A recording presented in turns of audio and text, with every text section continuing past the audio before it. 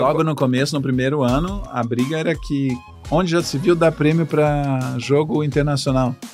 Eu falo, mano, mas se o jogo é melhor, a gente vai dar prêmio pro jogo, né?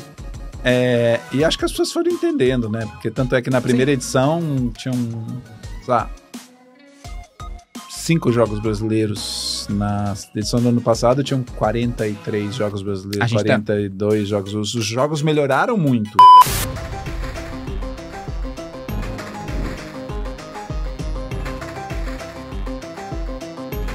Bem-vindos ao Chips Podcast.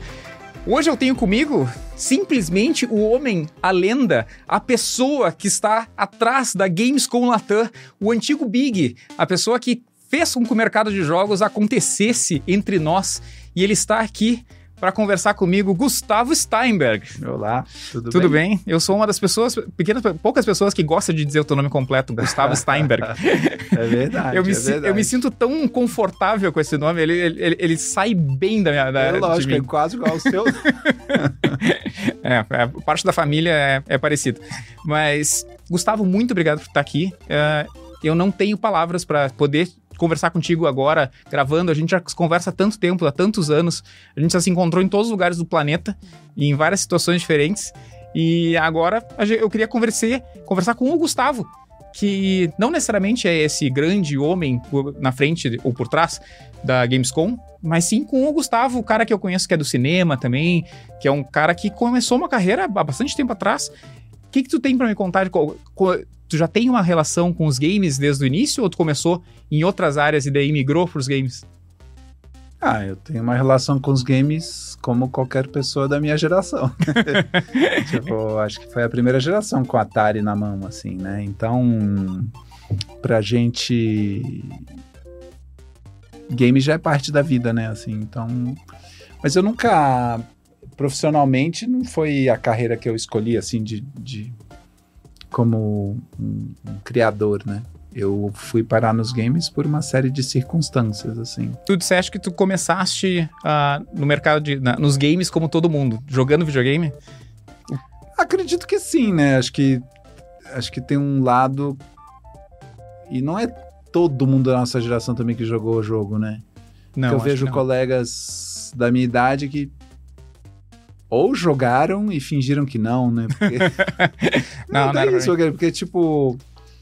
Na turma do cinema tem um preconceito, né, assim, em relação a game. Hoje em dia acho que tá melhorando, né? O pessoal tá mudando de ideia, mas... É interessante tu dizer essa questão que existe um preconceito, porque eu já notei, eu fui em alguns eventos de cinema e de animação e coisas do gênero, e realmente tem um sentimento engraçado, mas parece que tu disseste um preconceito, mas é mais aqui. Quando tu diz que tu é no mercado de games lá fora, o pessoal te abraça mais. Ou tu tem uma impressão diferente? Mas acho que é que você frequenta os mercados de game, né? Não, tô falando de uma Kids Screen, por exemplo. Kids Screen é um evento de animação para crianças. E entrega de verdade. Produto. É que a animação é o primo próximo, né? Sim. Quando eu falo cinema, eu falo live action mesmo. O pessoal de live action acha... A animação já é tolerável, é simpático. Game, tipo, não é de verdade, entendeu? É um pouco o sentimento geral das pessoas que fazem cinema. Não todas, né? Mesmo porque tem muita troca, né? Muita gente que veio da indústria de cinema e que tá na indústria de games, enfim. Sim. Mas, assim, um sentimento meio geral, principalmente do cinema de autor, né? Que é onde... daí é uma coisa muito específica. Que daí só se tu filma com película 38mm... isso já passou. Mas já teve isso. Já teve. Que só faz cinema quem faz com película. A minha produtora de cinema, inclusive, chama Beats Filmes, né? Então, eu sou da época digital, então eu peguei a transição. Eu só fiz 2 filmes em película só, e o resto... Tudo digital. Tudo digital, e eu peguei a época da transição mesmo, assim, de tecnologia, quando não tinha câmeras nem parecidas com isso aqui, né? Tipo, era mini DV, era tinha que colocar um disquete. E aí depois a gente tinha que converter para película e tal. Mas o primeiro filme que eu fiz, a primeira parte do filme, a gente montou em moviola ainda. Moviola. Explica para quem não conhece o que é uma moviola. Moviola é uma máquina para montar filme em película. Então é tipo, parece um gravador gigante, assim. E você tem controle pra ir pra frente e pra trás e você corta com tesoura, navalha e tal, e vai pendurando os pedaços de filme. Aí você coloca um som magnético pra conseguir ouvir os sons, tem que sincronizar. Um puta trabalho da porra. Mas é linda, é uma máquina linda, assim. Não, posso imaginar. Normalmente as placas, as máquinas mais vintage são mais interessantes, né? Absolutamente mecânica, né? Exato. Assim. E o que eu acho mais legal de todas essas tecnologias é que normalmente elas são descontinuadas na época que elas chegaram, tipo, no top, que elas, né, tão incríveis. Sim. A própria película, as emulsões que começaram a soltar quando veio toda a revolução digital eram incríveis, assim, tipo... Mas já não era uma coisa tão prática, né, do ponto de vista de produção. Qual foi o primeiro filme que tu trabalhaste? Se chamava Cronicamente Inviável. É um filme de um diretor que se chama Sérgio Bianchi. Eu entrei para fazer o roteiro do filme. Assim, entrei meio de estagiário, assim. Entrei, tipo, comprando jornal, né? carregando café. Carregando caixa, desproduzindo o filme anterior com a promessa de um dia tentar ajudar no roteiro e tal, e acabei escrevendo o roteiro não sozinho, com outras pessoas, mas esse foi o primeiro filme, e aí também foi um filme que parou várias vezes a produção, e eu tinha 22, 21 anos. Eu ia perguntar que ano era isso, mas agora tu entregou a idade, não sei se pode fazer esse tipo de coisa. Pode, claro, era 93. Caramba. 94, então eu tinha 21 anos. Sim. Eu sou de 73, como todo mundo pode descobrir pela conta. E aí, foi um filme que a produção parou várias vezes, vários produtores saíram, daí o diretor, um diretor bem peculiar, né? Um cara que eu considero um dos meus mestres, assim. Sim. Ele é loucão, mas é um cara bom, muito criativo, assim, e que fez vários filmes importantes. Ele falou, ninguém vai produzir. Eu falei, eu produzo. Eu produzo. Não tem problema, não. Produção executiva é comigo. Convicção absoluta. Aí que eu virei produtor de filme.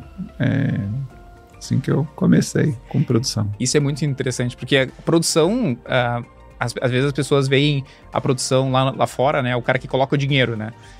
Mas tem uma produção executiva que é o cara que literalmente carrega a caixa, né? Que vai lá e acerta e coloca todas as coisas dentro do cenário. Tem um monte de gente, né, trabalhando. Então, na verdade, você tem que meio que coordenar todo mundo e, dependendo do tamanho da produção, carregar a caixa também, né? Assim, tipo, sim. Durante muitos períodos da minha vida me perguntavam, mas o que você faz exatamente? É mais fácil eu falar o que eu não fazia. Olha, tendo uma câmera e um microfone, o resto tudo eu faço. Alguém acerta a distância e onde fica o boom, o microfone lá em cima e tá tudo certo. Eu particularmente não gosto muito de set de filmagem, né? Eu acho que... Gosta de externa? Não, eu não gosto, tanto faz se é interna, externa, eu não gosto da vibe do set, assim. Entendi. Porque é um tipo de adrenalina não bom, as pessoas ficam confusas, desfocadas, eu acho... Que interessante. Um ambiente não muito produtivo, assim. Por que será? Vamos ver se a gente consegue entender o que acontece na cabeça das pessoas. Porque set de filmagem, normalmente, me parece uma coisa assim...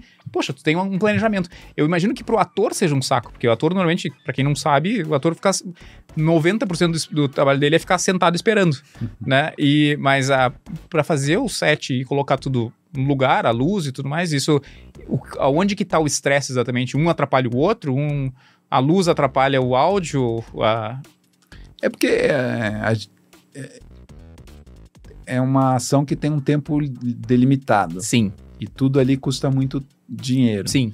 Então, muitas vezes se instala uma atmosfera de nervosismo completamente contraproducente.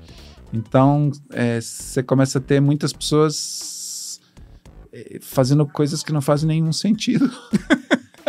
É como o ser humano normalmente se comporta quando está um ambiente de estresse excessivo. Sim. E o estresse excessivo passa por todos, né? Então, assim, Não tô dizendo que todos os sets são assim. Não, entendo. Só 97%. Pior caso. eu tô entendendo que é só o pior caso do cenário de um filme específico, que alguém já trabalhou, que a gente nunca ouviu nenhum ator xingando todo mundo, e só o áudio, né? Dizendo, olha, você não vai fazer nada que preste aí, vai embora. Que é sempre o que acontece. Eu acho que assim, talvez, eu nunca acompanhei filmagem americana, assim, de filmão. Eu acho que lá eles têm mais tempo, né? E assim, mas a pressão, eu acho que é equivalente, assim, tipo... Então, o que acontece na prática? Se você é um produtor, um chefe de alguma coisa, muitas vezes você fala para as pessoas fazerem uma coisa, a pessoa sai para o outro lado e faz qualquer outra coisa que não é o que você falou, assim. Sim. Porque tem várias pressões, várias demandas ao mesmo tempo. Então, não é um ambiente que eu gosto. Eu considero um mal necessário para que um filme surja. Sim. Mas acho que é por isso que eu fui parar em animação depois também, assim, que eu acho um ambiente mais 9 to 5. Mais administrável. Duas coisas que me chamaram a atenção. Eu tive a felicidade de ter trabalhado um pouquinho na Crest, lá em Los Angeles, com a Princesa Encantada, e quando a gente estava lá, deu a coincidência de estar gravando o Baywatch, o filme, né? E eles fizeram parte de algumas externas em Venice. Venice Beach. E, um puta painel de verde.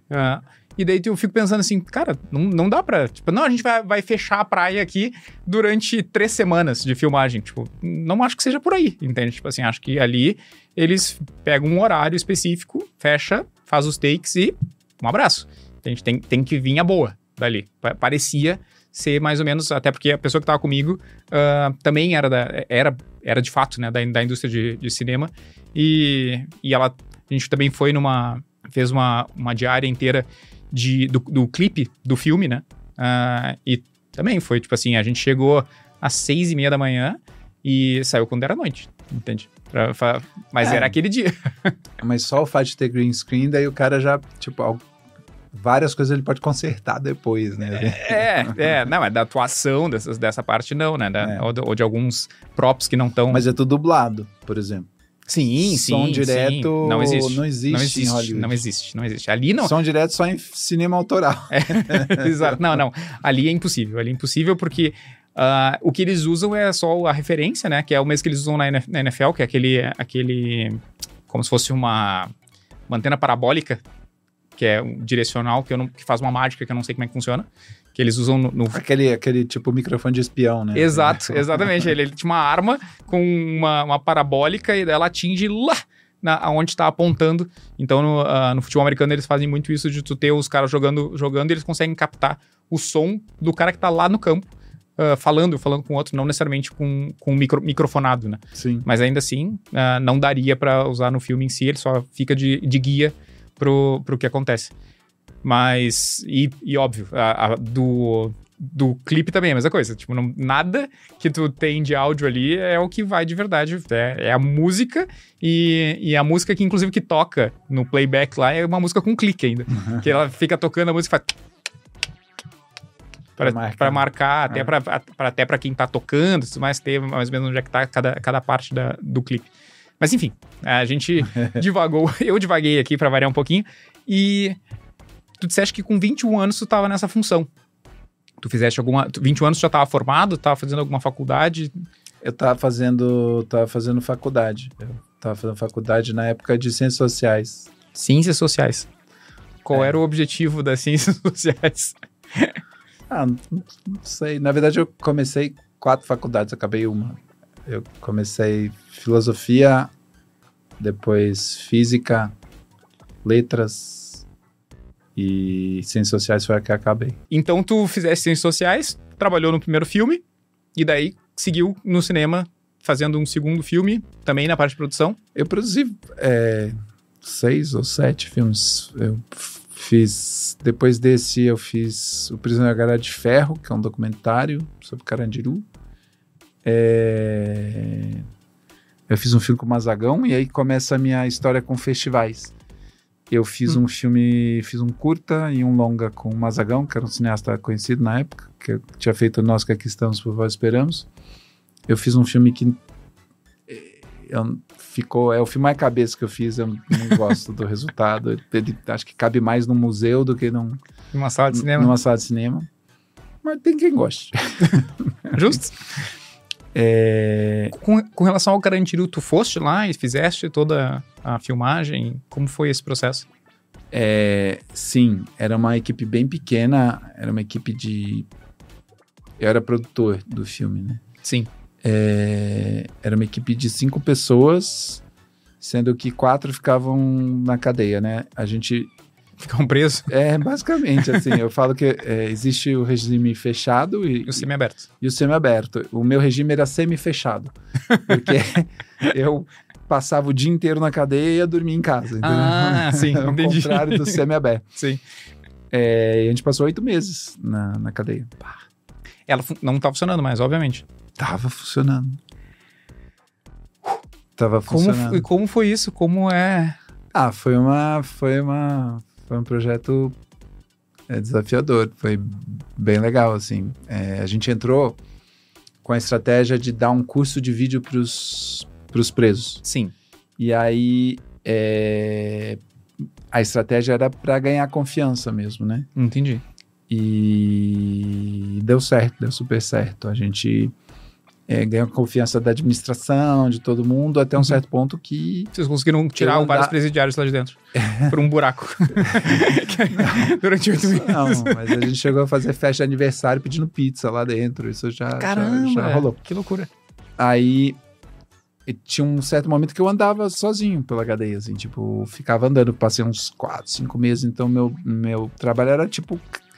criar associação, as situações e abrir caminhos pra gente conseguir fazer o filme, assim. Alguns momentos meio tipo assustadores, mas... Alguma coisa que tu possa dizer?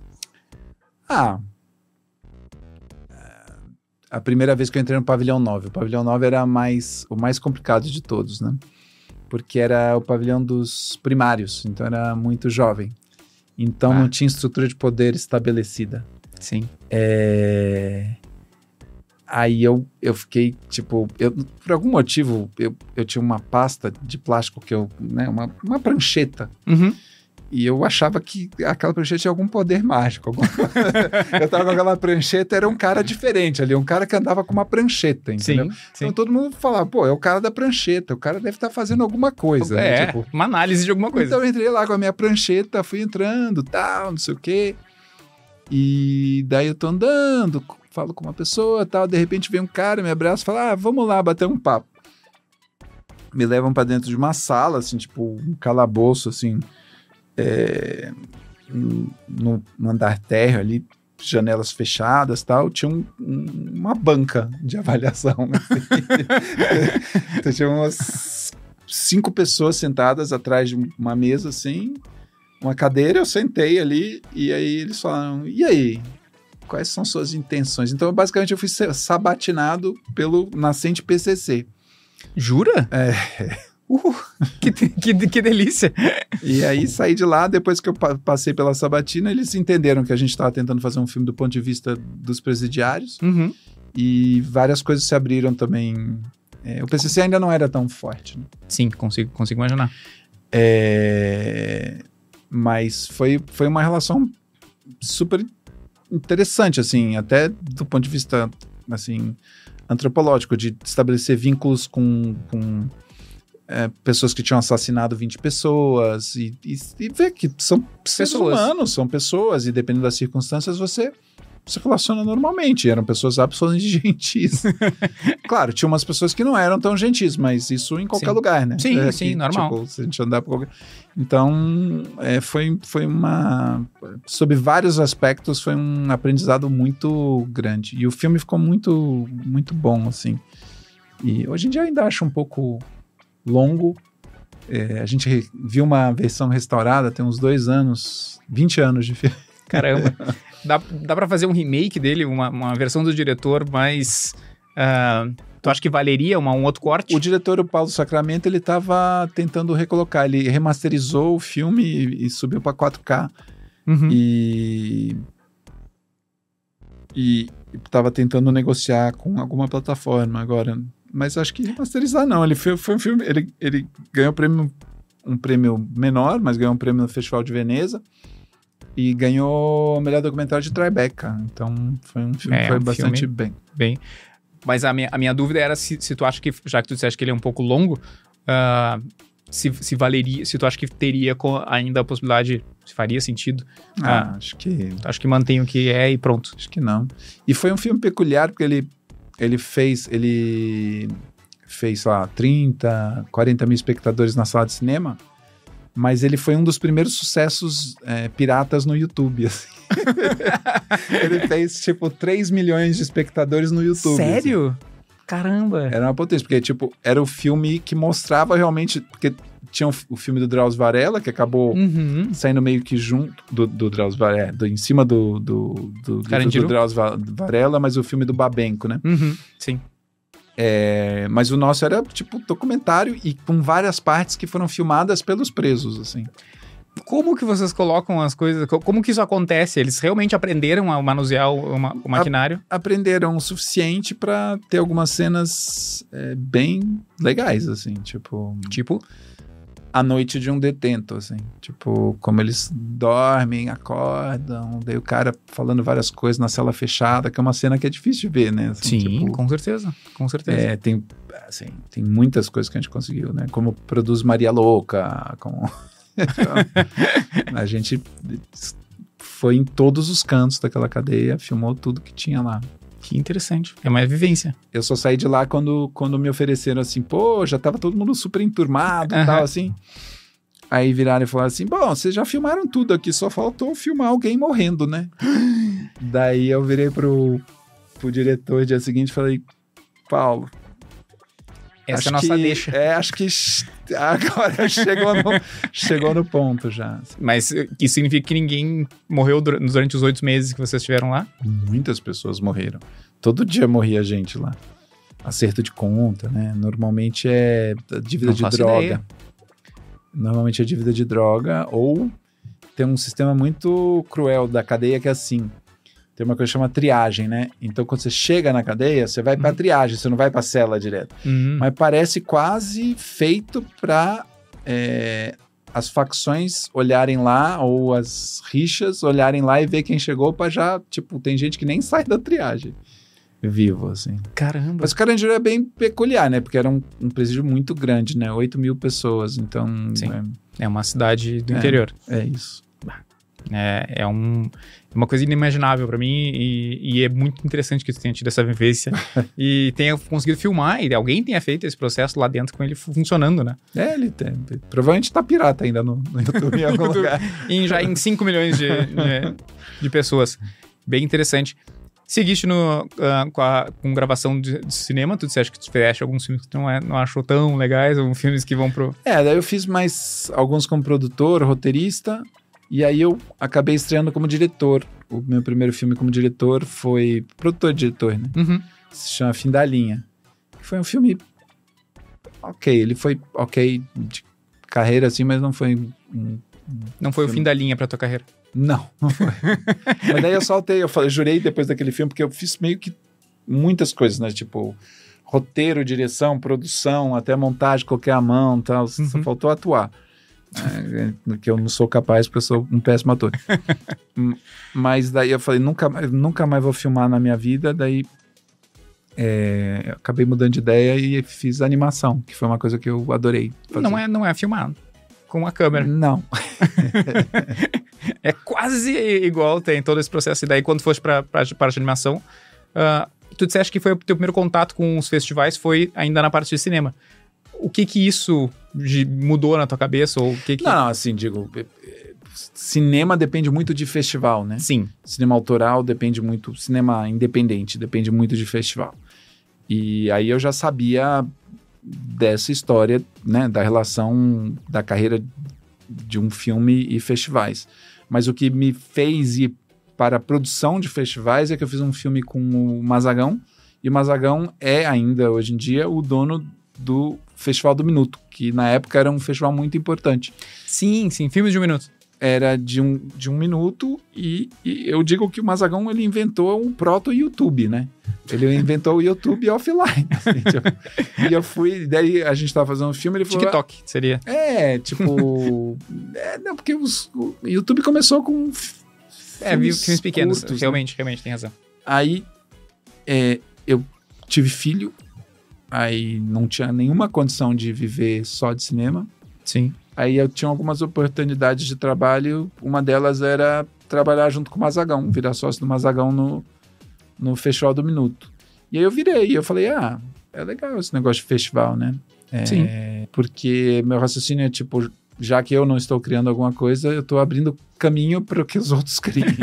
E é legal, e você está no meio e criando oportunidades, aquelas muitas vezes que você gostaria de ter tido, né? Perfeito. Tanto é que os animadores que eu chamei inicialmente para fazer o Tito e os Pássaros, que é o longa que eu fiz de animação, eu os conheci no Festival do Minuto. Caramba, que interessante. Eles faziam uns curtas experimentais absolutamente bizarros. Eu falei, esses caras são esquisitos pra caralho. Gostei. Gosto dessas esquisitices. Vou fazer. Vou trabalhar com eles. Os esquisitos normalmente são os melhores, né? E a partir dali, fazendo o Festival do Minuto, eu acho interessante tu ter dito que é uma questão de criar oportunidades para os outros, né? Esse próprio programa, a ideia é essa, né? Eu tô tentando chamar para cá as pessoas em que eu gostaria de ter ouvido quando eu comecei na minha carreira, porque não sequer se tinha um mercado de games no Brasil e tudo mais, e tu não sabia de nada. Hoje a gente tem acesso, né? E ainda assim, tem poucos programas que falam com as pessoas que realmente... Ou quase nenhum, né? que falam com as pessoas que de fato estão no mercado de games. Ou que fizeram essas jornadas como tu fizeste, que é uma pessoa que hoje é um expoente da Gamescom e... Não, desculpa, é verdade. Poxa, eu sei que tu não te sente tão confortável de ouvir isso, mas quando o Thiago Leifert chama para conversar no palco sobre a Gamescom, não é o Pierre que tá lá, não é o pessoal da Alemanha que tá lá. É o Gustavo Steinberg que senta lá e fala pela Gamescom. Sim. E eu me sinto muito feliz de ver lá, assim, porque eu vi todo o processo e a gente vai chegar nessa parte. Mas primeiro, Festival do Minuto, fizeste esse processo e quando que acontece? Imagino que tu fizeste vários festivais antes de ir pro Big, né? Assim, eu fiquei uns anos trabalhando basicamente, lembra que eu falei que era o YouTube offline? Sim. O meu primeiro passo ali, eu falei, quando eu entrei no Festival do Minuto, o Marcelo ainda recebia os filmes em fita, pelo correio. Eu falei, não, cara, não dá, isso aí já era 2005. Não, 2001. Não, mentira, depois, 2009. É isso, 2009. Na época que o YouTube ainda não era nem vermelhinho. 2009, que a Isadora nasceu em 2008, é isso. Né? O YouTube estava sendo comprado ainda. Né? Isso, eu digo isso porque eu sempre lembro, porque como eu vim para São Paulo em 2008, quando o PCC resolveu que ia acabar com todo mundo e ia matar gente todos os dias na rua, no dia que eu cheguei, estava acontecendo isso. Eles estavam matando pessoas... Não, eles estavam matando polícia. Isso, policial. 2, 3 policiais por dia. Então... logo depois, eles anunciaram o iPhone, né? E o iPhone, se tu pegar a primeira home, o YouTube é uma televisãozinha marrom. E ninguém sabe nem por que chama, as novas gerações não sabem porque chama YouTube. Não, né? Claro que não.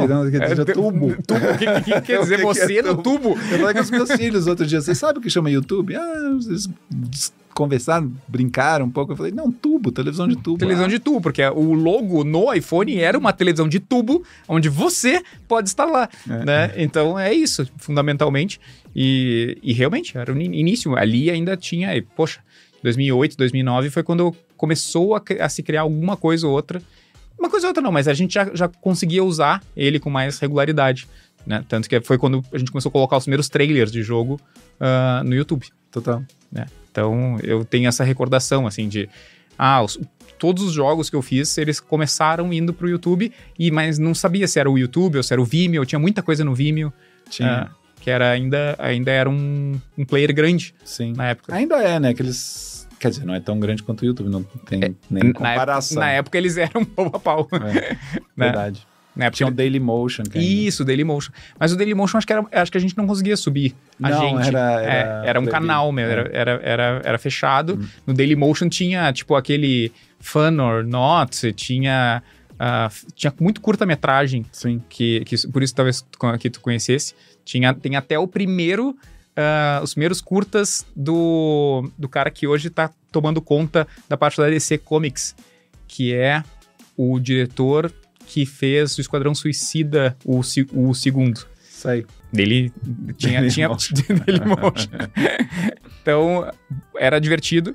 E, seguindo adiante, tu subiste... Vocês começaram a usar o YouTube? Começaram a usar o quê pro Festival de Minuto? A gente desenvolveu uma plataforma própria. Daí, tipo, a gente encodava vídeo, porque tinha toda a questão de... A gente não queria... Ainda tinha uma ideia de manter os direitos autorais e trabalhar de uma... Enfim. Então, a gente desenvolveu toda uma plataforma pro Festival do Minuto. E a gente desenvolveu todo um processo de curadoria também online.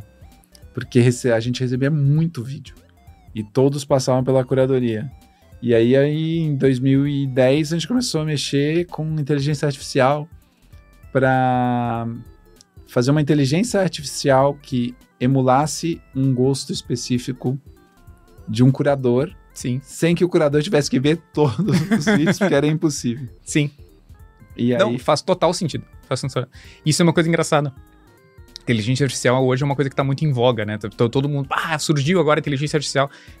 Tu fizeste um negócio em 2010, eu trabalhei na faculdade em 2004, até com avatares com isso, de humor e tudo mais. Meu trabalho de conclusão foi em cima de inteligência artificial com relação a, tipo, eu tinha uma espécie de um Nintendogs. Então, é muito louco. Legal. É muito louco que hoje seja uma coisa... Não, agora é a era da inteligência artificial. Tipo, a gente já faz muita coisa. Mas já passa a moda também. Assim, tipo, é mais um movimento de marketing isso, né? Sim. A gente já viu muitos, né? Sim. Acontecer. Big Data ninguém fala mais. Verdade. Big Data era a coisa mais importante 2 anos atrás, 2 anos atrás. Era a coisa, exatamente. E daí mas também se internaliza muito, né? Sim. BI vira padrão. Não, todo mundo tem alguém do setor de Business Intelligence e Data Science para conseguir tocar as coisas dentro da empresa. Sim, agora as ferramentas estão todas... Todo mundo está usando inteligência artificial em todo lugar, né? Exato. Então, na verdade, já estava usando, só que sem saber, né? Não, a gente já usava bastante... Na verdade, são modelos estatísticos. Quer dizer, isso daí é um pouco mais complicado, essa aí nova, né? Do ChatGPT e tal. É que agora saiu... É treinado com muitos dados. Exato. Se bem que o DeepSeek fala que não precisa de tanto dado. Não adianta, é que depois que alguém inventa o modelo, né, fica mais fácil de fazer, né? Imagina a gente pensar nesse modelo de vídeo, onde 2 pessoas conversam, fazem entrevista, é uma coisa que o Jô Soares já fazia da década de 80. Sim, mas funcionava porque era na Globo. Exato. Não, foi no SBT durante muito tempo. Do SBT. Mas podcast, não isso aqui, mas pessoas conversando sobre um assunto específico, né?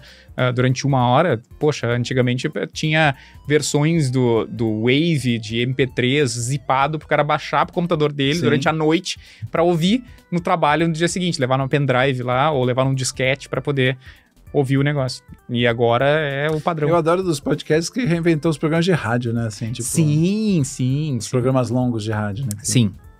Eu, sinceramente, eu tenho muita dificuldade com um programa longo eu prefiro ouvir o programa de rádio. Porque daí eu não me importo de ir embora, entende? O podcast parece que esses longos, que não é o caso desse aqui, parece... Isso é um formato longo. É uma questão... como tu é cineasta... Tipo radionovela, eu adoro radionovela, acho super bom. Tu estás no... o nome do podcast é radionovelo? Tá, não é um radionovela. Não, chama radionovelo. Tá. É porque eu ia citar que... Não, é uma brincadeira, né? Um trocadilho ali. Aqui na Rede Geek, onde a gente produz o episódio, eles têm... inclusive histórias com storytellings com múltiplas faixas, entende? Que tu pode optar e ir para outra. Então, mas isso feito também lá em 2014, 13. Sim. né? Então, são coisas que a indústria se reinventa em cima das mesmas coisas. Ele continua sendo aquele livro de história não linear, né? Que tem aos montes. Então, não sei se até que ponto a gente é criativo ou a gente só vai refatorando. Vai colocando em outro formato estruturas mentais parecidas, né? Assim, Exato. É exatamente isso. Dá uma repaginada nesse modelo. Voltando para Vaca Fria. Estávamos foi feita uma estrutura com o IA para validar o que a pessoa que ia avaliar o filme para que servia esse sistema de IA A gente recebia um monte e tinha que selecionar alguns. Então... Tinha uma pré-seleção automática. Tinha um monte de coisa um monte de parâmetro para escolher os melhores dentre a quantidade de... Porque ele acabou virando... Antes era um festival que acontecia uma vez por ano e daí ele se tornou um festival que acontecia... Eu não lembro agora se era toda semana ou todo mês. Tinha prêmios e não sei o quê. Caramba, como? A gente ia recebendo e ia premiando e tal, não sei o quê. Semanalmente? Era uma quantidade... Eram vários temas e tal. A gente deu uma... Como é que você conseguiu manter isso de pé? Financeiramente? Patrocínio. Interessante. E aí... Mas chegou um momento que eu falei, eu queria testar outros festivais. Aí o Marcelo falou, não, quero continuar com o Minuto. Eu falei, beleza, então eu vou pegar a minha viola e vou fazer outra coisa. Aí o primeiro que eu fiz foi um festival que se chama Festival de Clipes e Bandas, que era de clipes e bandas. Eu sou muito criativo com nomes. Eu gosto. Pra quem não sabe, o Gustavo e eu, a gente compartilha da mesma ideia de quando tu tem uma caneca, ela deve se chamar caneca. E quando você tem uma mesa, ela deve se chamar mesa. Se eu tivesse um banco, ele se chamaria banco. Exatamente. E eu vi que roubaram a nossa ideia. Tem uma marca de água que chama Água. Que absurdo. Acho isso muito errado. Tem que patentear errado. Esse é o tipo de ideia. Eu tive um cachorro chamado Cachorro, né? Quando eu morava na Angélica aqui. E a veterinária disse, não pode, o cachorro não pode. Como não? Mas o cachorro não é um cachorro. Eu disse, não, mas ele tem que ter um nome. O nome dele é cachorro. Daí, depois de muita briga, colocaram o nome do cachorro, mas eu chamava ele de cachorro. Né? Mas enfim, a veterinária registrou. E a Água como Água e festival de clipes e bandas. É um festival de clipes e bandas. Muito bom. E era super legal, assim, a gente pegava... uma música de um artista famoso para qual não houvesse um videoclipe. Aí a gente disponibilizava essa música para as pessoas fazerem o videoclipe daquela música e o melhor ia virar o clipe oficial escolhido pelo artista. Legal. E aí a gente começou a primeira edição com o Gilberto Gil, tal, tipo, uns artistas legais. A gente foi pegando, a gente fez 6 edições, acho, 6 anos desse evento, e daí tinha os shows no final, tinham shows no meio, das melhores bandas também, e daí no final tinham bandas que abriam pro show final do Gilberto Gil. O Gilberto Gil não chegou a fazer, ele só cedeu o clipe.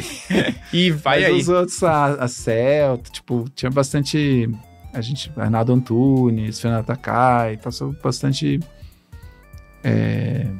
sei lá, uns 15 artistas a gente fez aí, durante 20, sabe, durante esses anos. Aí eu fiz um outro, em paralelo ao Festival de Clipes e Bandas, eu criei também um outro festival, no mesmo ano, que se chamava Big Festival. Um festival de games. Não faz sentido. Por que não era assim? Por que não chamava Festival de Games? Porque era... Ô, Gustavo. Sabe que o Big mudou de nome umas 3 vezes sem mudar de nome, né? Eu sei. Porque é uma sigla, né? Chamava Brazilian International Games Festival. O primeiro ano era assim. O primeiro era internacional? Era international. Não sabia. Aí, no segundo ano, a gente mudou para Brazil's Independent Games Festival. Ok. E daí, mais recentemente, antes de juntar com o Omelete, a gente tomou uma decisão mais estratégica de transformar num nome meio genérico, assim, tipo chinês, assim. Que é Best International Games Festival, pra gente não ficar só com a ideia de que Tinha que ser Brasília. Porque sempre foi um festival internacional. Sim. Então, a gente viu que o público achava que era só de jogo brasileiro. Perfeito. Tanto que houveram vários protestos. Exato. Se tu não quiser falar sobre isso, eu vou entender. Não, posso falar sobre qualquer coisa. Houve vários protestos de vários tipos. Não, isso é uma coisa que eu achei muito divertida na história do Big, que é o fato de... das pessoas, como tu disseste, o Big mudou de nome várias vezes, sem mudar de nome, e os protestos mudaram sem mudar de protesto. Real, é o mesmo. É o mesmo protesto. Que era que os jogos brasileiros não eram bem vistos, que as marcas tinham tomado conta, ou que a indústria tomou conta. Logo no começo, no primeiro ano, a briga era que onde já se viu dar prêmio para jogo internacional. Eu falo, mano, mas se o jogo é melhor, a gente vai dar prêmio pro jogo, né? E acho que as pessoas foram entendendo, né? Porque tanto é que na primeira edição tinham, sei lá, 5 jogos brasileiros. Na edição do ano passado tinham 43 jogos brasileiros, 42 jogos. Os jogos melhoraram muito. A gente também aumentou a gama e a capacidade, né, da indústria brasileira de fazer games. Quando a gente começou o Big Festival, tinham 20 estúdios no Brasil. Exato. Se tanto, tinham 20 estúdios. Na Abra Games tinha... 6. 7. Não sei. Eu conto que a minha mudança para São Paulo, que eu fiz foi entrar no site da Abra Games, ver todas as empresas que tinham de games brasileira e mandar o currículo para elas, para me mudar para cá. E justamente uma empresa que eu não mandei o currículo foi a que me chamou. Mas que foi a Webcore Games. Sim. Mas pra mim, ali era a referência, tipo, ali era onde tinham as empresas, realmente.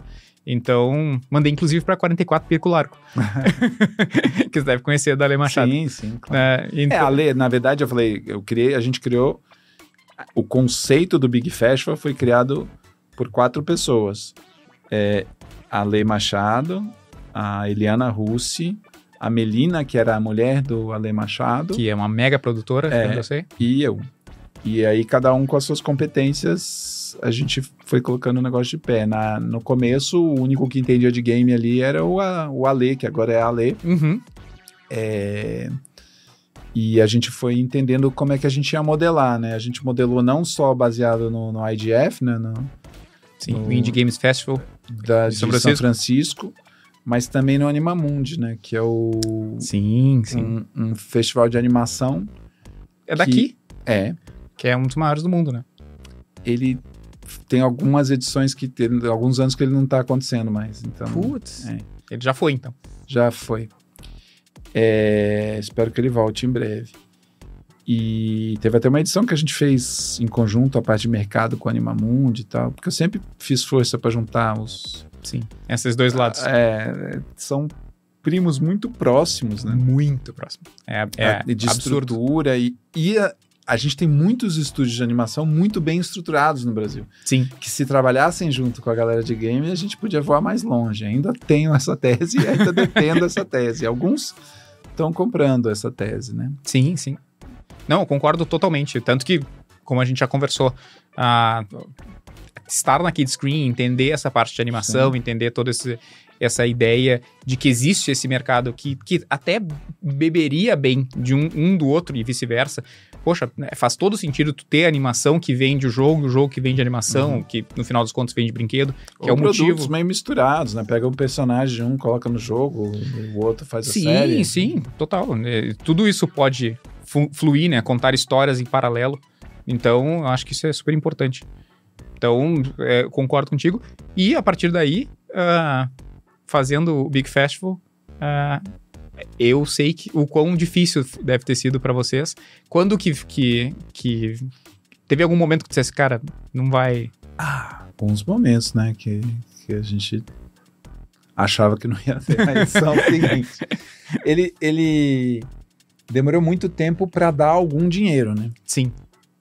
O que me sustentava era um outro evento de música que eu criei, que ficou bem grande, mas também não existe mais, se chamava Dia da Música, que era um evento no país inteiro e tal. Uhum. Mas eu sabia que tinha uma chance de o negócio crescer, né? E dar certo a longo prazo. E foi dando. Mas Eu entendo que foi dando, mas eu lembro, assim, poxa, ele existiu na Vergueiro durante algum tempo. Acho que foram 5 anos na Vergueiro. 5 anos na Vergueiro.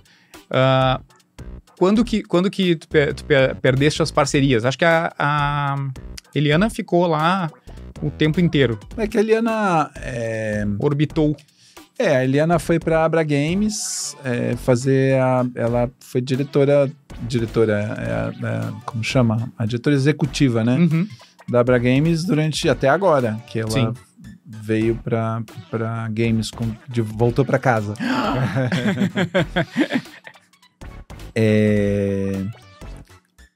A Ale, ela foi tendo uma carreira progressivamente de filmes. Uhum. A gente fez o caminho contrário.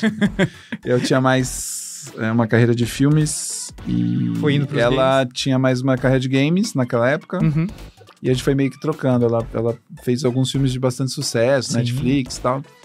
Mas ela acompanhou durante vários anos. Ela é sócia ainda. Não sabia que ela era sócia. Ela é. Olha. Ela não é uma sócia atuante. Não trabalha, mas é sócia do... Interessante. Essa é uma informação que eu jamais soube. E a esposa é ex-mulher dela? Não. A ex-mulher, a gente comprou a Melina. A gente comprou a parte dela, né? Entendi. Na época. Por um biscoito e um chiclete. Na época. Não, na época, pra mim, foi difícil pagar. Não, então foi uma brincadeira. Ela ficou... acho que ela... Não sei se ela é magoada com isso. Acho que ela é, até hoje. Mas eu fiz o que eu achava que era justo. Ela topou na época. Então, paciência. Mas qualquer coisa, nada que uma cerveja e uma conversa não resolva. Talvez. Ok. E me conta agora como é Gamescom sendo Gamescom. Como foi o primeiro passo com o Omelete e como foi o segundo passo? Olha, a briga não tá ganha ainda, né? Assim, tipo... Não está ganha? Não, assim, tipo, no sentido de que é um evento muito grande, muito caro. Sim, que não tá estabelecido. Todo mundo tá achando assim, tá ganha. A gente tem um plano de investimento de 3 anos para ver se coloca o negócio de pé. Sim, e a gente ainda tá no meio dele com vários desafios, mas obviamente é outro patamar. A gente passou a pandemia sem falir. Fez 2 edições online. Fizemos 2 edições online, a primeira só B2B, em que a indústria compareceu e foi super legal. Sim. Assim, a indústria entrando nas publishers e tal, ninguém ganhou, assim, a gente contratou uma equipe pequena, pagou todo mundo, eu não ganhei nenhum dinheiro, mas o negócio ficou de pé. Esse foi o que eu apresentei? Foi. Ah, tá. Não. Foi o seguinte, então tiveram 3. Teve um que tinha... Eu acho que foi o primeiro. O primeiro online. Foi o primeiro, porque o segundo daí o que tinha um festival. Exatamente. Porque a gente não tinha a preparação para fazer a competição de games no primeiro ano. Sim. Aí a gente preparou isso para o segundo ano, que é a plataforma que continua de jogos online, que a gente ainda tem. Vocês tinham até um estúdio, né, no segundo, né? Sim. Tinha alguém no estúdio apresentando. Sim. A gente fez gravação Covid total, mas a gente tomou...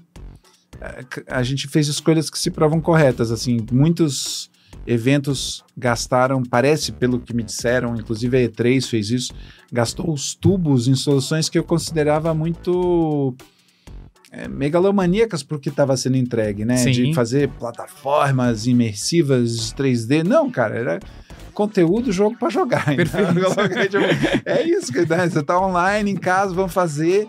Aí foi super legal, tipo, no segundo ano de pandemia a gente conseguiu que 100% ou 98% dos jogos participantes do Big disponibilizassem gratuitamente uma versão jogável online. Então foi super legal, a gente inventou umas coisas do tipo... a gente fez sala de networking, a gente achou umas soluções... Esse foi da primeira. Que era uma casa, teve festa numa casa, e daí tu caminhava virtualmente pela uma casinha em 2D. Não, essa é da segunda. Da primeira era uma coisa mais tosca, assim, que era tipo só uma sala que você podia sentar numas cadeiras. Isso, assim. exatamente. Não, mas esse outro era tipo, quando você chegava, era 2D, total, simples. Mas ele tinha vários ambientes. O primeiro era só um ambiente. Eu achei que esse fosse do primeiro. É o segundo. O segundo tinha até um segundo andar, tinha um deck, tinha umas coisas. Não, esse aí foi bem legal. Foi realmente bem legal. Foi muito divertido participar e tá em reunião, tá ali. A gente tava todo mundo trancado em casa, em Covid, e foi... E tem uma reunião. Tem uma reunião. Rolou.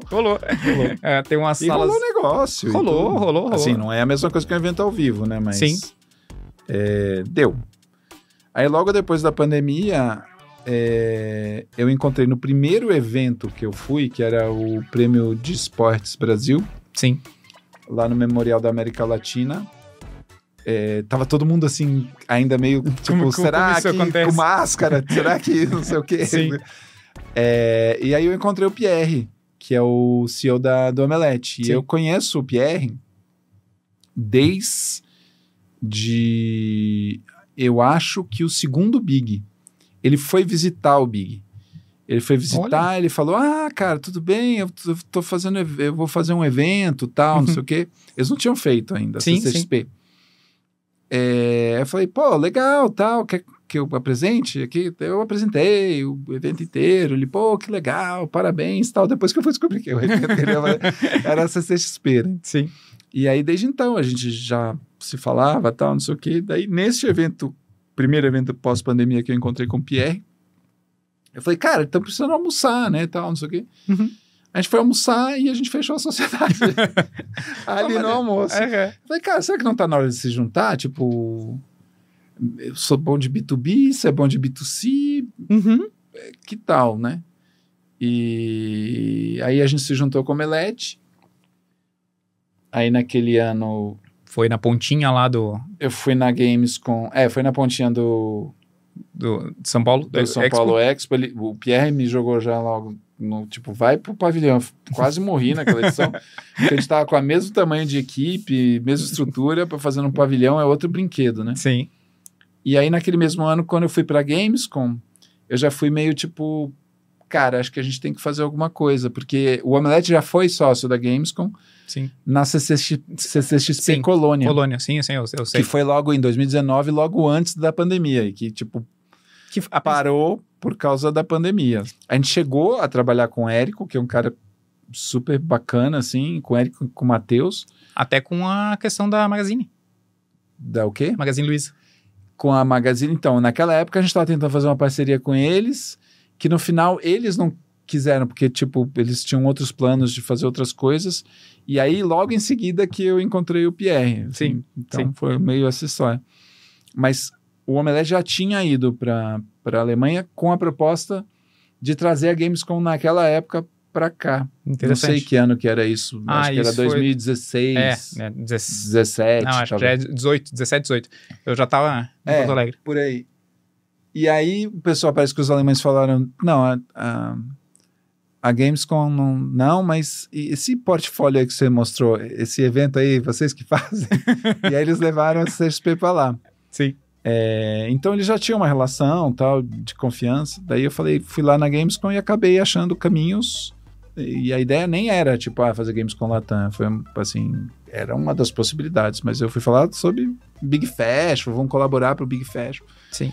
E aí acabou rolando. Eu lembro dessa conversa. Aconteceu isso aí. Estão pensando sobre a opção de Gamescom. Eu fui na Gamescom de 17 lá. Antes do Omelete e tudo mais. Legal. Foi uma das primeiras que a gente fez. Eu acho que... Eu fico muito feliz. E daí, agora tendo esse evento que já tá batendo a porta de novo, quais são as expectativas para este ano? Como sempre, é sobreviver, né? Assim, tipo, chegar vivo do outro lado. É muito grande, né? A gente tá indo... O ano passado tinha 25 mil metros quadrados. Sim. Esse ano é 60. Nossa, 3 vezes mais. Mais que 3 vezes mais. Não, 3 vezes não. Dá 2 vezes e um pouco. Mas tem, assim, diferenças porque o B2B, ele vai ser num pedaço separado. Quer dizer, separado. É no mesmo lugar, assim, mas mais afastado. Mas é um puta desafio, né? Colocar um evento de pé, mas com as perspectivas saindo. Né? Sim, eu vejo que tá todo mundo muito empolgado com a Gamescom Latam. Eu tenho visto, assim, tá todo mundo já na expectativa de sair e ser a Gamescom, né? Simplesmente, eu acho que é uma grande... Agora a gente tem autorização até para falar que a Gamescom não precisa, no Brasil, a gente não precisa usar o Latam para o público final, assim. Pode só chamar de Gamescom. Pode chamar de Gamescom, porque a gente ficou tentando falar para eles, cara, porque a decisão do nome também foi uma decisão difícil. Sim. Latam. América. Para B2B, sim. É ótimo, Latam. Super, todo mundo entende o que significa. Sim. Pro público final, as pessoas acham que é patrocinado pela Latam. Eu tive isso no táxi.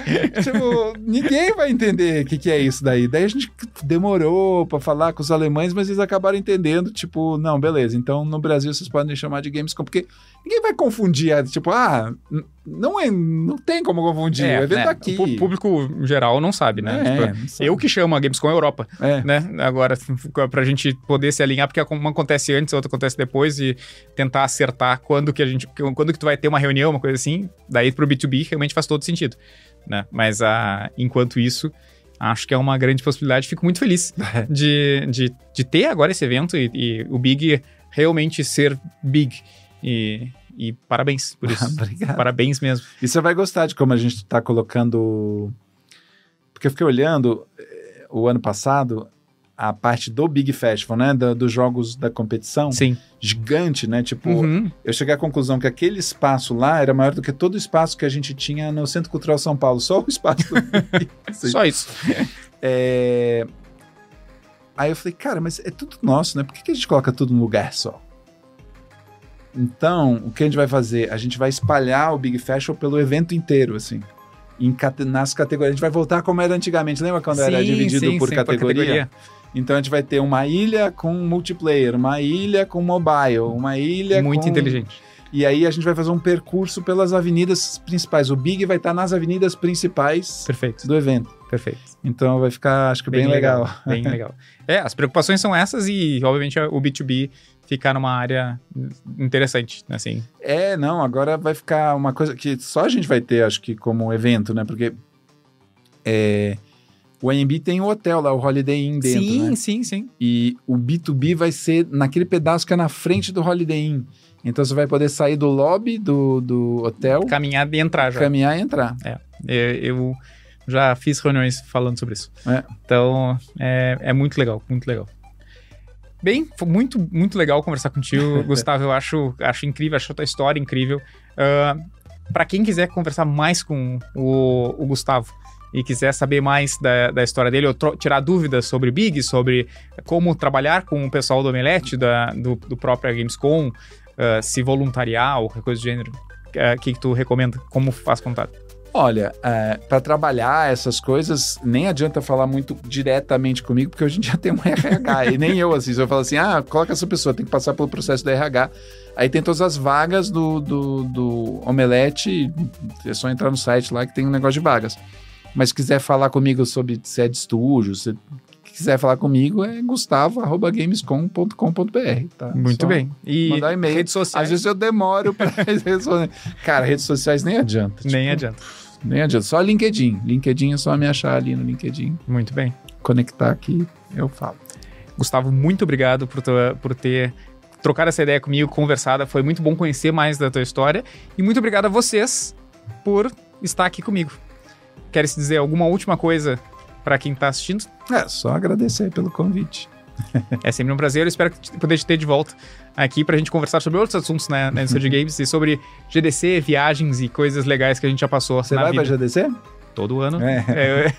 Nos últimos 15 anos, a gente bate ponto lá e faz parte, né? GDC, Game Developers. Esse ano vai ser animado, né? Porque é um mês e meio antes da Gamescom daqui, né? Então... Exatamente. Vai ser hardcore. Exatamente. Então, obrigado, Gustavo. Eu que agradeço. E obrigado a vocês que ficaram aí nos assistindo. E lembrem-se que Gamescom acontece 30 até 1º de maio. Não, até 4 de maio. Até 4 de maio. 30 de abril é o dia fechado para B2B. Uhum. Aí o B2B é 1º e 2º de maio, que é quinta e sexta. Mas o B2C já está aberto desde quinta, 1º de maio, que é feriado. Uhum. e vai até dia 4 de maio, que é o domingo. Então vai de quinta a domingo. Então lembre-se, Dia do Trabalhador é dia de Gamescom. Vai lá e vai trabalhar em cima dos games. Isso, enforca a sexta também vai. Exatamente. Um abraço para vocês e até a próxima. Tchau.